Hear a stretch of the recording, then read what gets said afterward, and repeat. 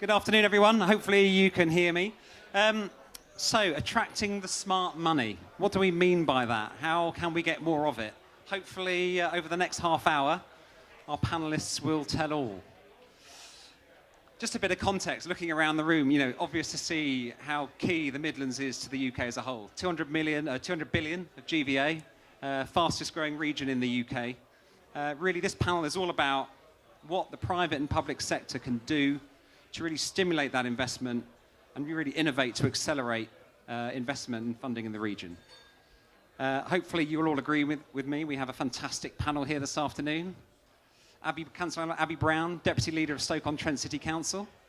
Councillor Bob Slay, the Leader of Solihull Borough Council. And Martin Reeves, Chief Exec of Coventry City Council. And last but by no means least, Anthony McCourt, Chief Exec of Court Collaboration. So without further delay, I'll be quiet and get the panel talking. First question, Martin, for you. With the growth in the region, 12 million people living across the region, how are you planning for growth in Coventry? And really, how do you measure the success of that? Yeah, you're right. There's massive growth, actual and potential, not just in Coventry, the wider Coventry-Warwickshire region, and indeed across the whole West Midlands. You're absolutely right. Just look at the numbers, and our trajectory is very, very high. That's in quite an uncertain market, so that's good news. How do you plan for growth? You plan by planning. And that sounds really boring and tedious, but the economic plan strategically for Coventry and Warwickshire, sitting within a strategic economic plan for the West Midlands combined authority area, is really important for a number of reasons. First of all, to capture, if you like, the value that we're trying to achieve through housing numbers, through gross value add. But secondly, arguably much more importantly, be really clear about what our assets are. I've been on this stage before, I've been really critical about the fact that at MIPIM and elsewhere, a lot of places we are global leaders in particular sectors. So they lock themselves into local industrial strategies or the economic plans and say, we are now going to go to MIPIM and across the world, and we're going to lead on digital futures. But when you actually look at the plans, the assets aren't there. So what we've done in Coventry and Warwickshire and across the West Midlands more broadly is start from the basics. What do we legitimately have a call on in terms of the skill that we have, the university and the research and development sector that we have in our area, the kind of history that we have on delivery of investment in those sectors. And it will surprise no one to know that certainly in my patch, it's around advanced manufacturing, engineering and automotive in particular, around creative and digital, but a really interesting balance with the service sector and that environment, with a really interesting blend between the city and the county area. So work on that and have a plan which is very clear about how you attract the right kind of investment.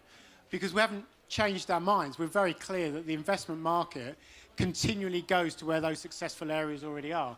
So if you can create that honeypot whereby you're de-risking, you've got a really interesting portfolio of offers based on authentic market value, not what you would like to have, you'll get more investment coming your way. Thank you, Martin. Bob, so we're talking about attracting the smart money. Simple question, how do we attract it? And I guess for you, for the combined authority, how big a role does devolution play in that?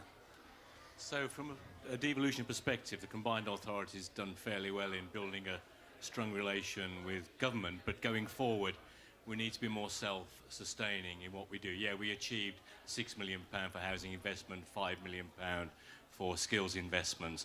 But what we've now had to do is establish a West Midlands growth programme, which in essence identifies how we can utilise public sector finance along with private sector along with public sector finance to unlock those investment opportunities.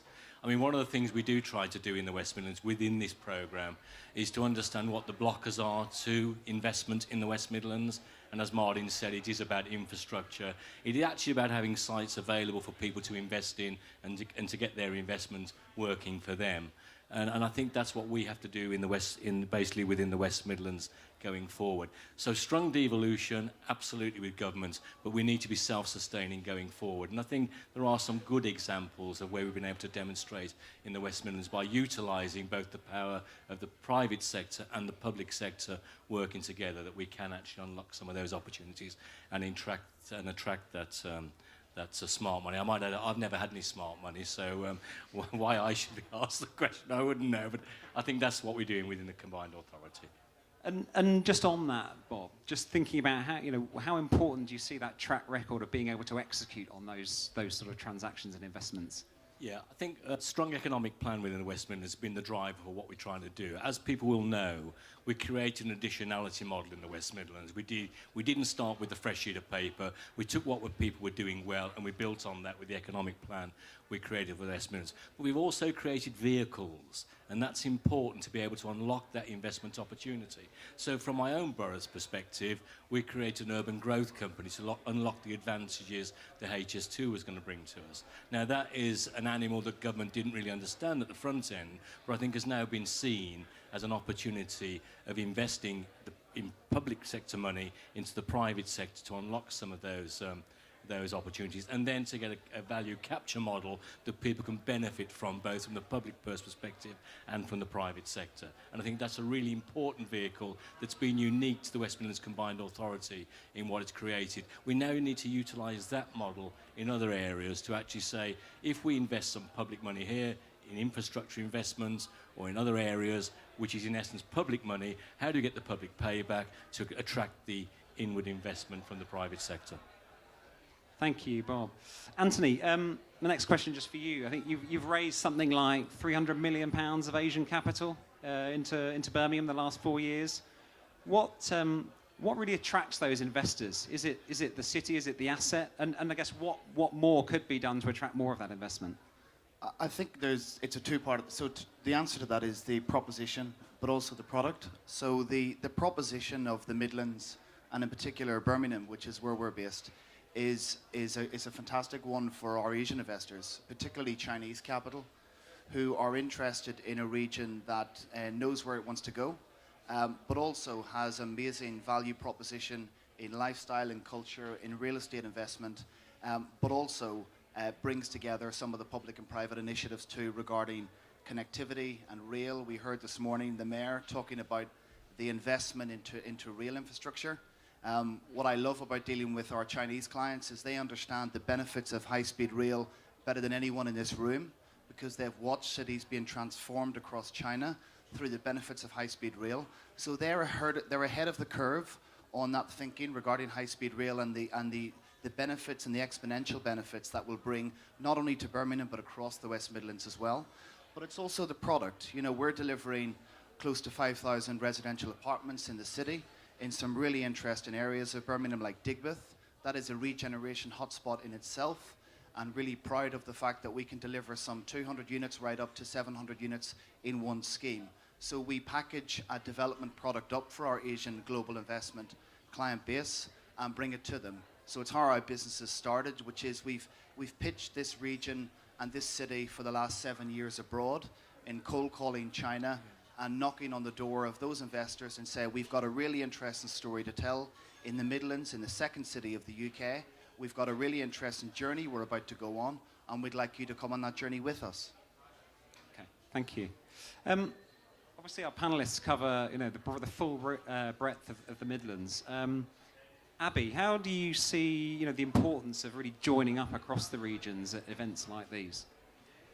Well, clearly, I think that my city, Stoke-on-Trent, is one of the most exciting in the UK at the moment, and that kind of geographic footprint and the relationships that we have. So, certainly for Stoke-on-Trent with Staffordshire, the county I grew up with, it's really important, the relationship between those, and of course wider into that across exciting partnerships, such as the partnership that we have with our neighbours to the north, but then of course wider across the Midlands engine in a way. But I think the reality is, though, for business and for investment out there, boundaries like this are actually hang-ups to the public sector.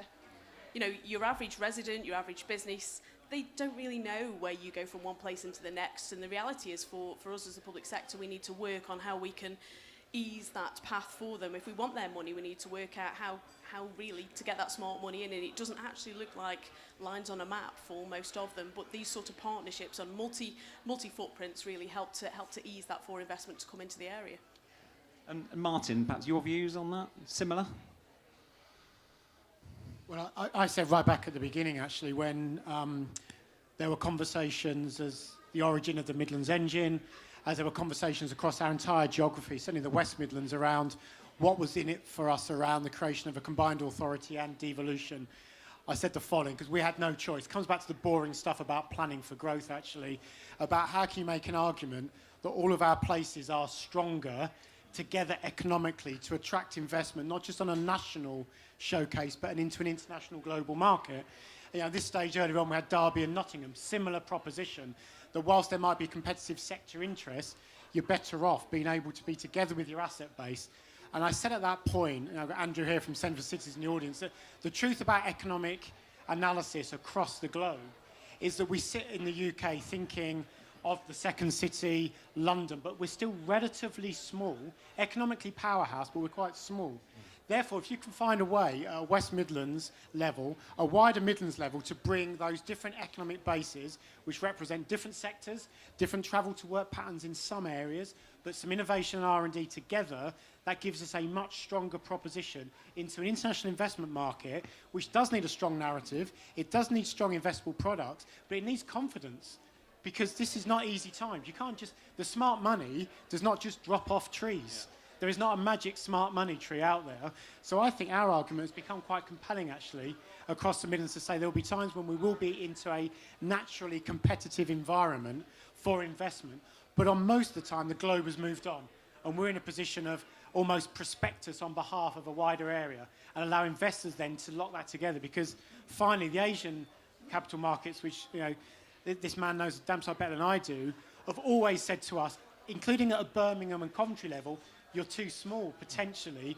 You need to start locking infrastructure projects in with private residential schemes, with industrial schemes, because then it becomes interesting for us in terms of our investment and our returns. So I think the game has changed, and I think this has probably shown it again this year about the importance of staying together. And Anthony, on that, you know, what's your experience, obviously speaking to your investors, looking into the UK? Do you get that sense from them? Yeah, totally. When you talk about a proposition of 4.1 million people, you've got 250,000 people across the region of professional services, 52,000 graduates a year. You know, one of the most amazing infrastructure and transport hubs coming in Western Europe on our doorstep. That's a compelling proposition against Frankfurt, against Sydney, and against Manhattan. And that's the level playing field we need to be on now. Whereas if it was just Birmingham stats alone, or Coventry or Wolverhampton, I think we're missing a trick, and I think we were missing a trick for many years. I completely agree with what Martin has said. I think the whole is bigger than the sum of its parts here, and I think we all are on the same page, and I think investors, particularly those in Asia, are now waking up to the fact as to what's going on here. Bob, I see you nodding your agreement there. Yeah, I think the point that Martin makes is an important point. The economic market area which we based our combined authority is a population of 4 million. And in essence, it is very attractive, therefore, for some of those foreign direct investors who don't find it attractive to invest in population bases of 1 million, for instance. So Birmingham itself at 1.2 million may not be a good proposition from someone in China. But when you're talking about connectivity over a population area of 4 million, that's a completely different proposition. And one thing that we've overcome with combined authority at certain levels is we've overcome the reluctance of investors to deal with local government. So we've actually said, no, this is about the function economic market area, because business does not recognise local governments, but that the role for local government is to ensure it unlocks some of the blockers that prevent people from investing. And we have to start working on those things across that agglomerated area so that we can attract that foreign direct investment into the West Midlands. And we are doing quite well within the West Midlands. I mean, the Mayor will tell you more about it.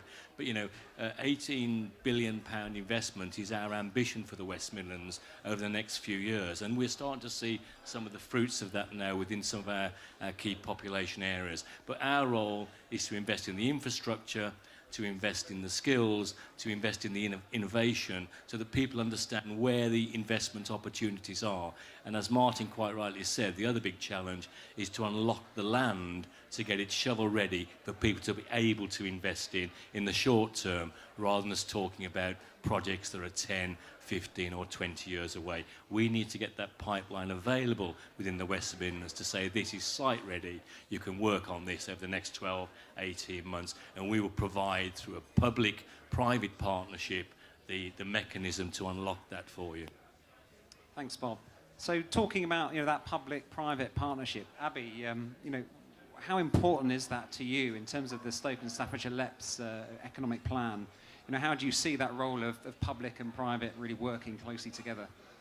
Well, I think really to build on what Bob says, it's hugely important, isn't it? You know, ambitious local authorities are there to help support, to make the conditions right for investment to come in, to de-risk propositions that are there, to put in place those building blocks around bringing forward those exciting developments. And I think, you know, you do see that across the Midlands Engine region. You know, certainly within my own city, I would highlight things like Fortior, our £55 million housing company, where we're working with the private sector to disrupt the market, to bring in the houses that we want to create the city that we know it can be, but also around other things. You know, we have an incredibly successful enterprise zone within the city, one of the most successful in the UK, Ceramic Valley, working closely with a number of developers, again, to de-risk, to bring forward development, and to make an exciting mix, really, that's ripe for inward investment into the city.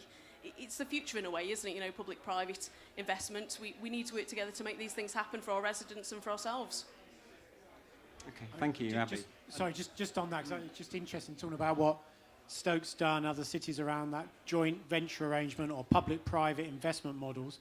I think one of the things we've got to look towards, and we were saying to Bob before we came on the stage, there is inevitably, I think, going to be pressure on local authorities through the Treasury on the power that we currently have to potentially borrow.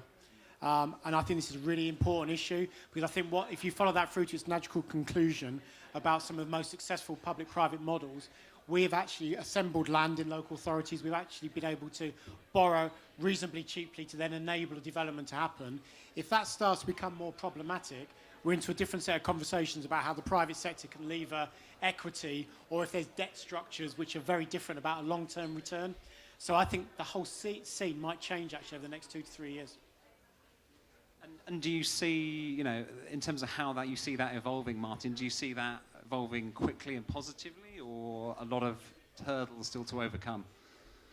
Well, I'm not a politician, so it's important I leave that kind of stuff to Bob. But as I'm outside the UK, I might as well use this as a license. I think it's deeply damaging, because actually, if you think about some of these relationships between a number of the people in this Midlands Engine environment, the way in which local authorities have been able to create the conditions for great investment could be fettered if we see limiting powers from Treasury that we've had in the past, at a time when our entire future revenue flows are going to be based on business rate uplift. So on the one hand, we've been able to stimulate some very innovative ways of creating economic growth by potentially borrowing and doing some interesting stuff with our assets.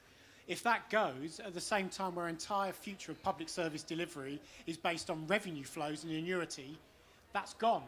So this is deeply damaging. I think there is a lobbying environment whereby I think the public-private partnerships will be tested, actually, because that, if not smart money, the slightly cheaper money might not be as limitless in the future as has been in the past. Thank you, Martin.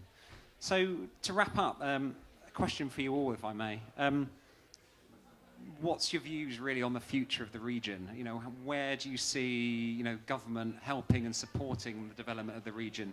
But also, is there, you know, to really deliver on the potential that we have, what needs to change? Or is there anything we should be doing more? Bob, if I could start with you. Well, as the chief politician in the room, in essence, I think it's about advocating our case to government. I think what we've created, both on the Midlands Engine geography and from my own perspective on the West Midlands Combined Authority, are people who can advocate and can actually open those doors with government to do the things that Martin talks about. In essence, if we see that government may be moving in the wrong direction from the perspective of economic growth in the West Midlands across Midlands Engine, we need to be in that discussion with them to say why we think they're not taking the right decisions at the right time to grow the economy. Because the governments are very keen to balance the economy. We've got an economic plan in the West Midlands, and Midlands Engine, through the 5 pillars in its strategy, clearly understands what the Midlands and the West Midlands need.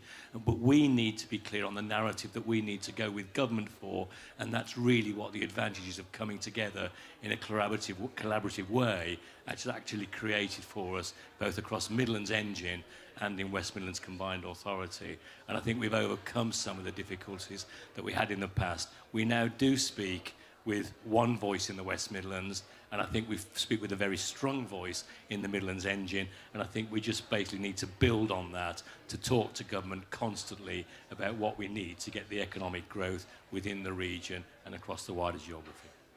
Thanks, Rob. Abby, your thoughts on that? As a politician, certainly, I feel very strongly the imperative is actually to slightly contradict Martin, for us to actually crack on ourselves. There's lots of opportunities there for us as local authorities, and you do see the more ambitious local authorities, and Coventry is within those, doing things.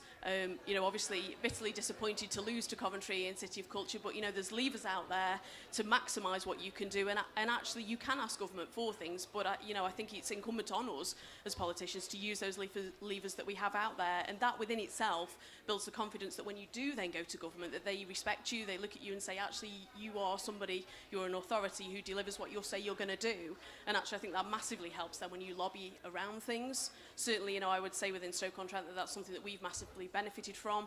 Given an enterprise zone just under 2 years ago, and we're delivering on it. Thank you very much for giving us the enterprise zone, secured over 1,000 jobs, activity happening on most of the sites, inward investment coming in. You can only win so much. You actually need to crack on and do things for yourself as well, in a way, and build up that reputation and that credibility that means that when you do ask, you get something in return because you were a player, really, on the scene. Martin, your thought? I don't think we are disagreeing. I'll never disagree with politicians anyway. I'm not that brave.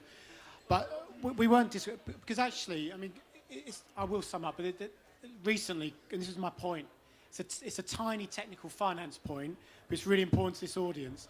So Coventry has recently purchased Coombe Abbey Hotel. Now, everyone will know that? 5-star hotel. Everyone said, why are you doing that? We prudentially borrowed to now be able to deliver a revenue stream of £1 million per annum to put back into key core services. The inability to lever prudential borrowing for those kinds of innovative schemes, I think, is going to be a problem. But we'll see how that plays out, because I might be horribly wrong. In terms of what we should do going forward, we should do more of the same, but at a greater pace and with greater conviction. We should think about our geography and that powerful proposition and product on the international stage. But above all, this is going to be a statement of the bloody obvious. Unless we accelerate the rate and scale of tenure of building of homes at the kind of rates to underpin our economic plans for growth across the entire area, I would imagine, but certainly Coventry and Warwickshire in the area that I know best, the West Midlands, then I'm afraid we are completely flying in the dark, because our ability to attract and retain the best, to create the conditions for future growth on those sectors I talked about, are basically folly, unless you can create the homes for people to grow into and deliver the kind of prosperity for the future. That, I know, is not easy, because it's such a badly broken housing market, and we are doing loads of good stuff, but it needs to be doubled and trebled in speed and conviction, in my view. And Anthony, just finishing up with you, from a private sector developer perspective, sounds like music to your ears in terms of the opportunity there. What's your thought on it? Yeah, I think it's a really exciting time to develop in the West Midlands, and I think the West Midlands absolutely is now a mature investment case for global capital. For many years, we're an SME in 41,000 SMEs in our city. We have had to chase capital around China and drag it sometimes begging and screaming to the West Midlands. Now that capital is picking up the phone and calling us. So there has been a step change in how we do things domestically at home, which people around the world are now noticing. We've just signed a joint venture with the Beijing conglomerate to deliver 2,000 homes in Birmingham. Those guys found out about us and picked up the phone. It wasn't anything we did. They cold called us. So I think that's a new one for our business. And I think there's a lot to be said for what the Mayor has done, for what the Combined Authority are doing. And I think generally across the cities and the regions of the West Midlands, we're now singing to one tune, and that's got to be welcome. And your thought in terms of just with the government side, what is it that the government can do for you as a developer to really help you to make the most of the opportunity that's there?